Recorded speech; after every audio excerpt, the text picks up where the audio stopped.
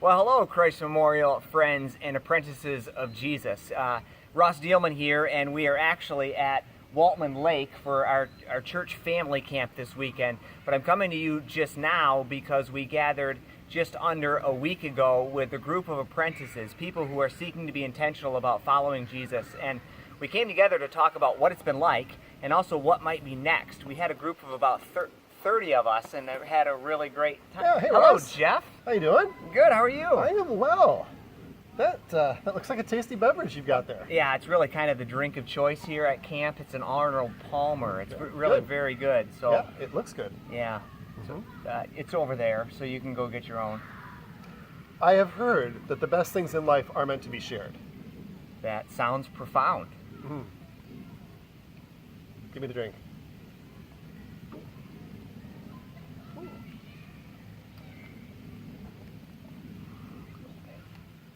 Yeah, you enjoyed that. Yeah, you can toss that. Thanks Yeah. for giving it back. It was the best. Yeah, well, it's good. Well, folks, I'm back. Let's try this again here. What I was trying to say to you is that we had this great gathering just under a week ago with people who are being intentional about following Jesus in their life, and we talked about how we've grown and how we've been challenged, and maybe even how we're still changing or longing for more. And I just simply wanted to come to you and report. Well, hello, Jeff. Oh. Looks like you got some cookies there. Yeah, they look really good. And I did hear recently, actually, that the best things in life are meant to be shared, actually. So, thanks, bud. True friend. Yeah, they're good. See ya. What? Good. So, the best things in life are meant to be shared. It's something that perhaps you know already, almost intuitively. It's in our blood. When we go to a wonderful new place, usually the first thing that runs through our head is, boy, I so wish that my beloved were here so I could share this moment with them.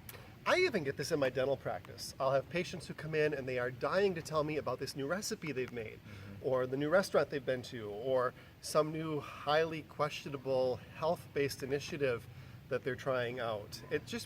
We want to share good news. We want to share good news. And so what we wondered about just recently with a group of apprentices was that if this has been such a good thing for us, wouldn't it be natural for us to want to share this with others?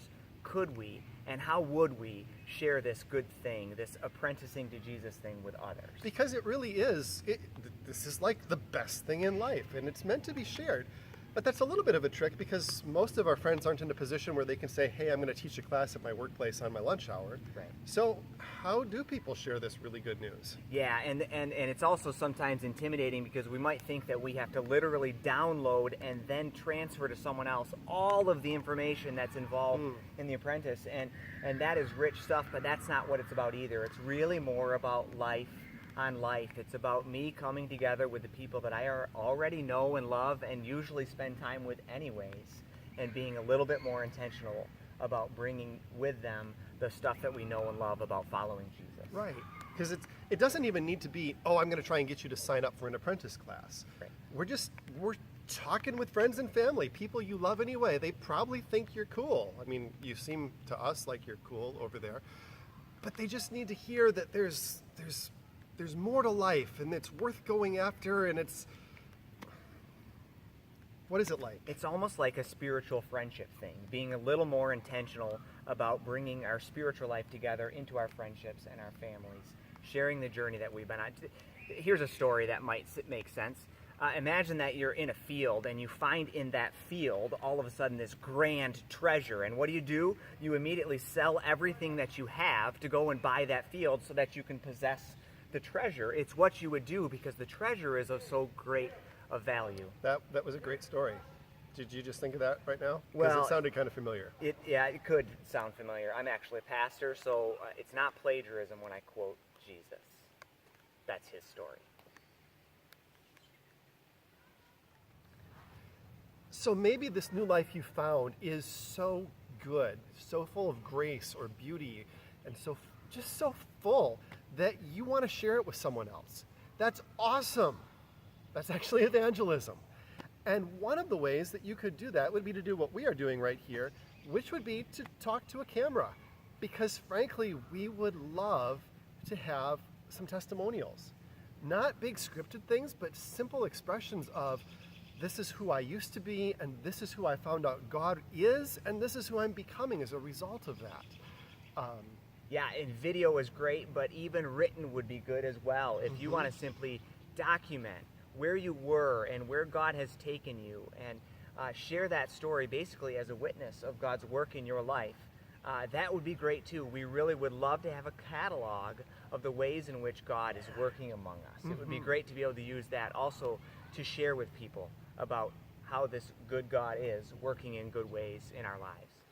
And then maybe there's people you know that would love to get this kind of a life for themselves. You've talked to them and they're wondering, hey, how do I go after this? And it just maybe doesn't seem possible for them at this point in their life to say, I'm going to do Apprentice of Jesus, because we know the 33-week thing is kind of a big deal. So we got some thinking there too. Yeah, so we actually started talking about if we have a dual problem of how some of us who have been on this journey with Jesus, maybe it started 8 years ago or something like that, and it seems to have waned a little bit, lost some traction. And yet we also know that there are people around us that we love very much that we so wish would be able to have an experience like we've had. What if those two things came together, where you and I and we together dove back into this stuff by taking it to these other people? What if this apprentice journey went less to a classroom and more to a coffee shop or to a living room or even to a bar with some people we already have relationships with? That's a good idea. I mean, it was yours, but I'll still tell you it's a good idea. Thanks. The thing is that we're not expecting you to necessarily do that this coming September. If you are feeling equipped and ready to do that, wonderful. Sure. But chances are you might say, boy, I'd love another crack at this in terms of being ready to bring this to other people. And that's precisely what we'd love to do. We'd love to arrange one more at least, and maybe more, but one more gathering with Jeff as a primary teacher and a lot of guest visitors to join us. But to go through this again, particularly with our friends and our family in view, thinking about how can we bring this to them. I love it. Because the best things in life are meant to be shared. You might even bring it to a dentist. I think it'd be awesome to tell your dentist. You could even tell your pastor if your life changes. You could. It'd be a good thing. Yeah. That's the plan, folks. I'll get some more stuff to you in an email, even if it's the boring format. Thanks for tolerating our quirkiness here. Hey, have a cookie. They're good.